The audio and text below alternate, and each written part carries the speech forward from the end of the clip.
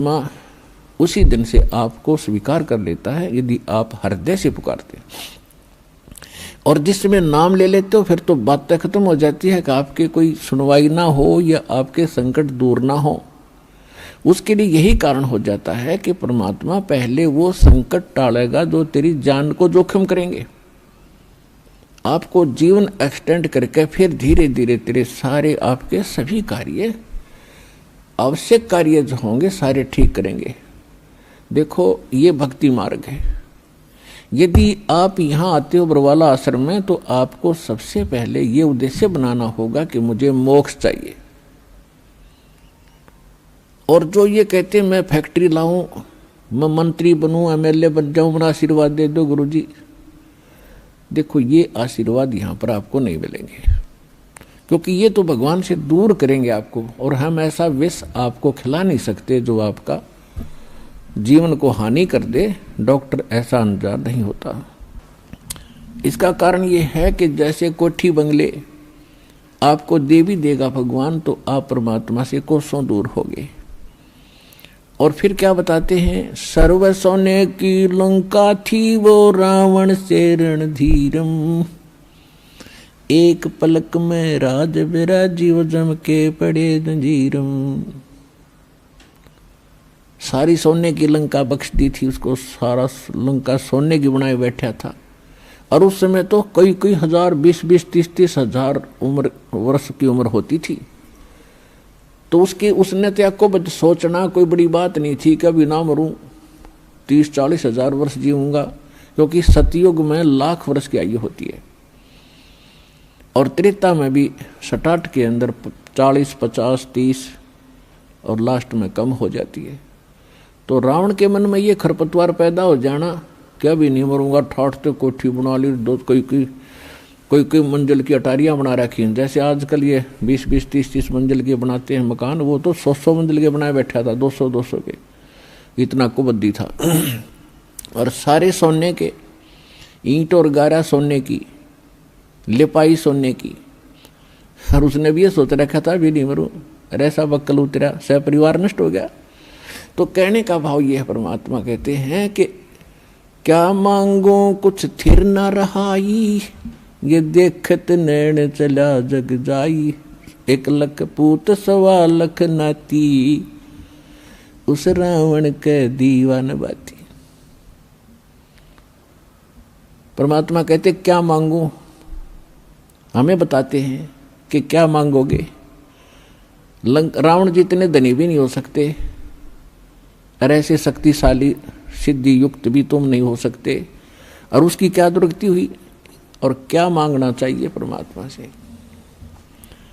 भक्ति दान गुरु दीजियो देवन के देवाओ, जन्म पाया भूलूं नहीं करहूं पद सेवा हो। और फिर क्या मांगे, साईं इतना दीजियो जा मैं कुटुंब समाए, हम भी भूखे न रहे अतिथि न भूख हो जाए। इससे अधिक मांगने की आवश्यकता नहीं भगवान से। कहते उस समर्थ की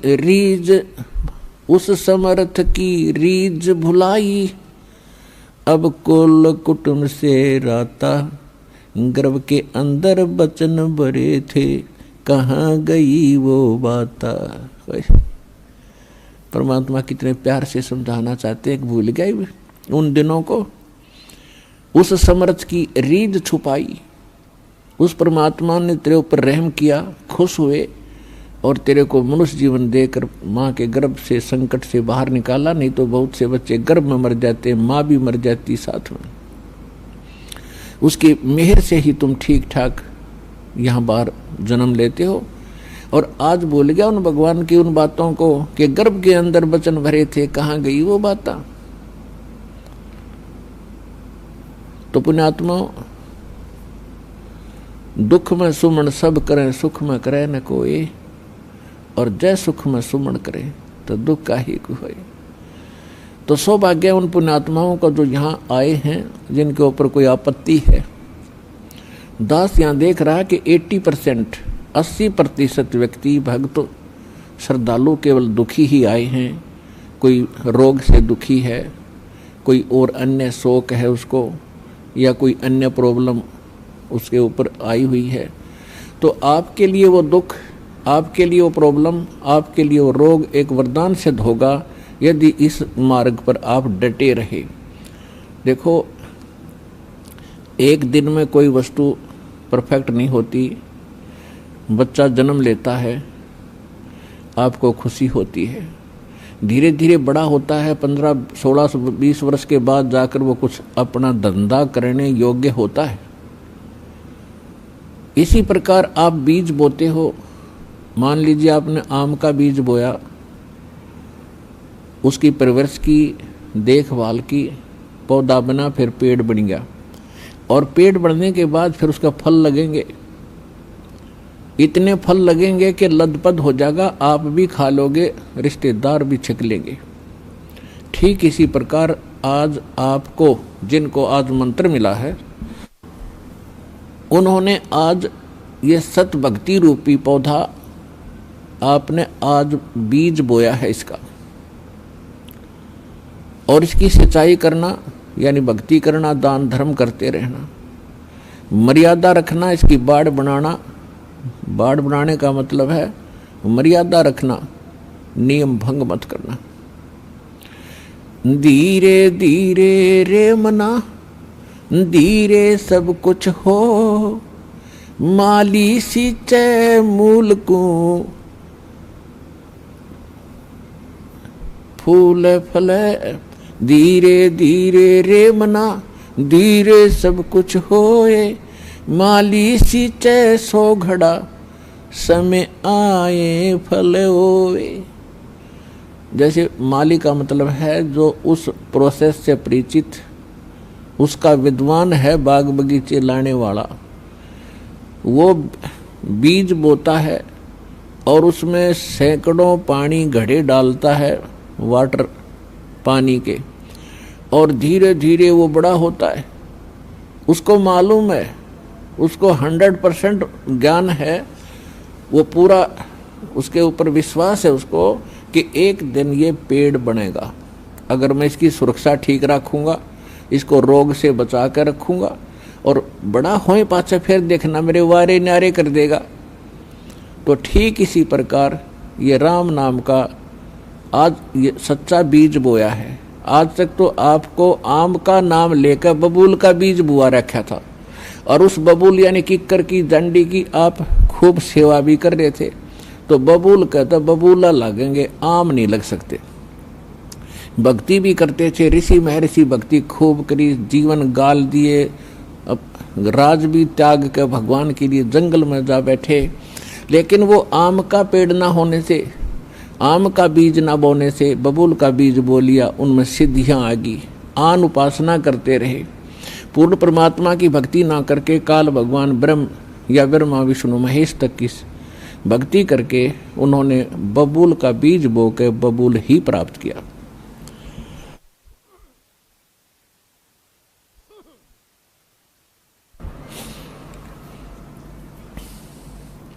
उदाहरण के लिए हिरण्यकशिपु ने ब्रह्मा जी की साधना करके बबूल का पेड़ बोया, और क्या मिला उसको? सिद्धियां आ गई। ये समझ बैठा कि मैं भगवान बन गया, और कैसा जीवन नाश हुआ उस व्यक्ति का। ऐसे ही रावण ने बबूल बोया था भगवान शिव की भक्ति करके, और क्या प्राप्ति हुई? सिद्धियां होगी, रिद्धि आ गई, सोने के महल बना लिए, आकाश में उड़ जाने की शक्ति आ गई, और कुबद को माकर सर्वनाश करा के गया। तो पुण्यात्माओं, इसी प्रकार विष्णु जी की साधना करने वाले ये भी शास्त्र विरुद्ध साधना करके अपना जीवन नाश करते हैं, क्योंकि शास्त्र विधि को त्याग कर जो मनमाना आचरण करते हैं उनको न सुख होता है न कोई सिद्धि होती है, यानी सत्य साधना की सिद्धि, और न ही उनको कोई उनकी गति होती है, जिस कारण से ये भक्ति करके भी अपना जीवन व्यर्थ ही कर गए। तो ये प्रश्न चल रहा है कि धीरे धीरे रे मना और धीरे सब कुछ हो, आज नाम लिया है, किसी ने 6 महीने हो गए, किसी ने सतनाम मिल गया है, किसी को प्रथम मंत्र मिला है, और किसी ने 10 महीने हुए हैं, किसी ने 1 वर्ष हो गया, किसी ने 2। जिन भक्तों को 1 वर्ष से ज्यादा हो गया, 2 वर्ष हो गए हैं, आज उनके सुख सुनना, उनके मुंह का थूक सूख जाएगा अपने सुख बताते बताते। इतने सुख देता है परमात्मा।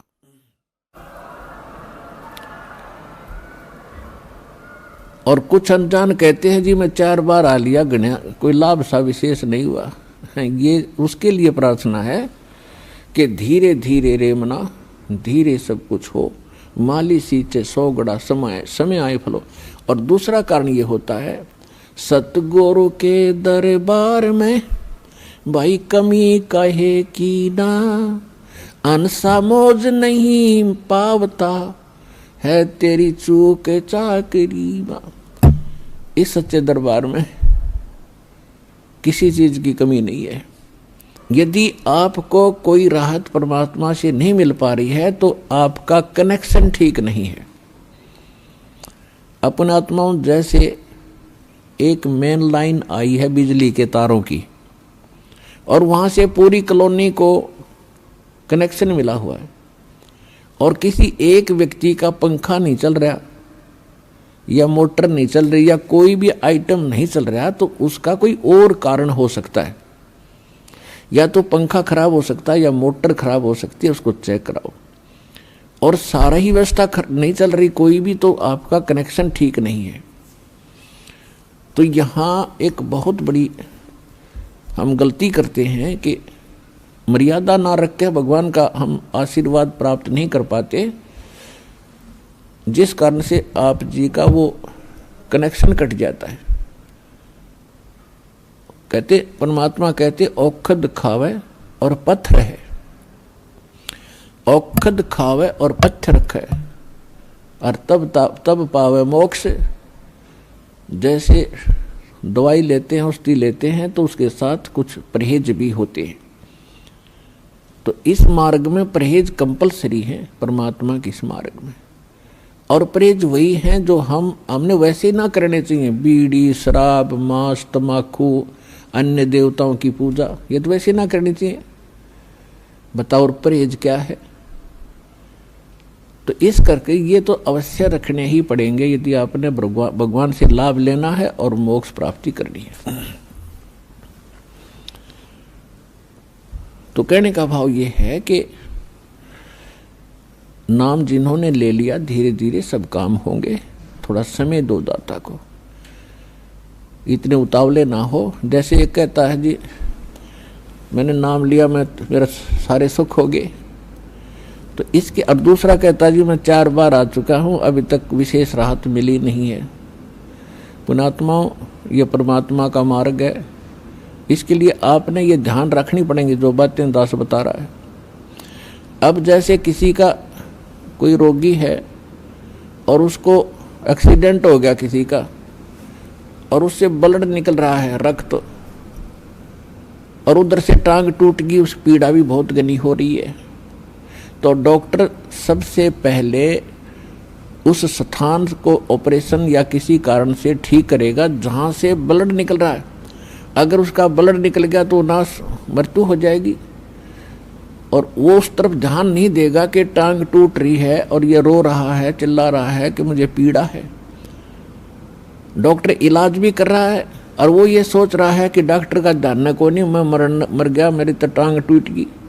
लेकिन डॉक्टर पागल नहीं है, डॉक्टर पहले देख रहा है कि ये करना आवश्यक है, ये टांग तो बाद में जुड़ जाएगी, इस तो मरा नहीं गा ये।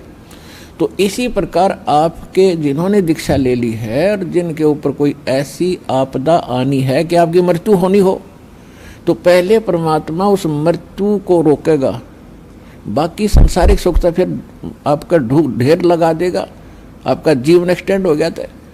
तो इस बात को आप ध्यान रखना, यह कोई बालकों का लेख नहीं है, और इतने एक मनुष्य जीवन का मिलना हंसी खेल नहीं है। एक सांस भी मनुष्य जीवन की मिलना आपको बालकों का खेल नहीं है, और ये आपको 100-150 वर्ष एक्सटेंड कर देता। ये परमपिता, ये पूर्ण परमात्मा है।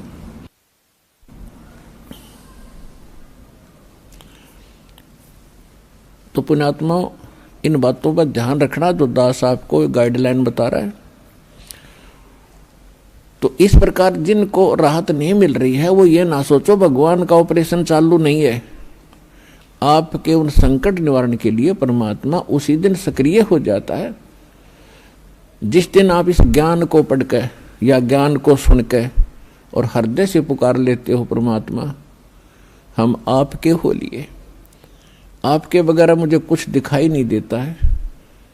और कब बुलाओगे उसी दिन से परमात्मा आपको अपना मान लेता है, क्योंकि ये आत्मा का साथी है, आत्मा इसका अंश है, चाहे वो किसी धर्म में है, चाहे किसी मजहब में है, या किसी प्राणी के शरीर में है, कुत्ते गधे सूअर के शरीर में है। तो ये परमात्मा उसी दिन से आपको स्वीकार कर लेता है यदि आप हृदय से पुकारते। और जिस समय नाम ले लेते हो फिर तो बातें खत्म हो जाती है कि आपके कोई सुनवाई ना हो या आपके संकट दूर ना हो। उसके लिए यही कारण हो जाता है कि परमात्मा पहले वो संकट टालेगा जो तेरी जान को जोखिम करेंगे। आपको जीवन एक्सटेंड करके फिर धीरे धीरे तेरे सारे आपके सभी कार्य, आवश्यक कार्य जो होंगे सारे ठीक करेंगे। देखो ये भक्ति मार्ग है। यदि आप यहाँ आते हो बरवाला आश्रम में तो आपको सबसे पहले ये उद्देश्य बनाना होगा कि मुझे मोक्ष चाहिए। और जो ये कहते मैं फैक्ट्री लाऊं, मैं मंत्री बनूं, एमएलए बन जाऊं, मेरा आशीर्वाद दे दो गुरुजी, देखो ये आशीर्वाद यहाँ पर आपको नहीं मिलेंगे, क्योंकि ये तो भगवान से दूर करेंगे आपको। और हम ऐसा विष आपको खिला नहीं सकते जो आपका जीवन को हानि कर दे। डॉक्टर ऐसा अनजान नहीं होता। इसका कारण ये है कि जैसे कोठी बंगले आपको दे भी देगा भगवान तो आप परमात्मा से कोसों दूर होगे। और फिर क्या बताते हैं, सर्व सोने की लंका थी वो रावण से रणधीरम, एक पलक में राज विराजीव जम के पड़े जंजीरम। सारी सोने की लंका बख्श दी थी उसको, सारा लंका सोने की बनाए बैठा था। और उस समय तो कई कई हजार, 20-20, 30-30 हजार वर्ष की उम्र होती थी। तो उसने तो आपको सोचना कोई बड़ी बात नहीं थी, कभी ना मरूं, 30-40 हजार वर्ष जीऊंगा, क्योंकि सतयुग में लाख वर्ष की आयु होती है। और त्रेता में भी सटाट के अंदर 40, 50, 30 और लास्ट में कम हो जाती है। तो रावण के मन में ये खरपतवार पैदा हो जाना, क्या भी नहीं मरूंगा, ठाठ तो कोठी बना ली, दो कोई मंजिल की अटारियाँ बना रखी हैं। जैसे आजकल ये 20-20, 30-30 मंजिल के बनाते हैं मकान, वो तो 100 मंजिल के बनाए बैठा था, 200 के, इतना कुबद्दी था। और सारे सोने के, ईंट और गारा सोने की, लिपाई सोने की। और उसने भी ये सोच रखा था भी नहीं मरूं, ऐसा बक्कल उतरा, सह परिवार नष्ट हो गया। तो कहने का भाव ये है, परमात्मा कहते हैं कि क्या मांगो कुछ थिर न रहाई, ये देखत नैन चला जग जाई, 1 लख पूत 1.25 लाख नाती, उस रावण के दीवान बाती। परमात्मा कहते क्या मांगू, हमें बताते हैं कि क्या मांगोगे। रावण जितने धनी भी नहीं हो सकते और ऐसे शक्तिशाली सिद्धि युक्त भी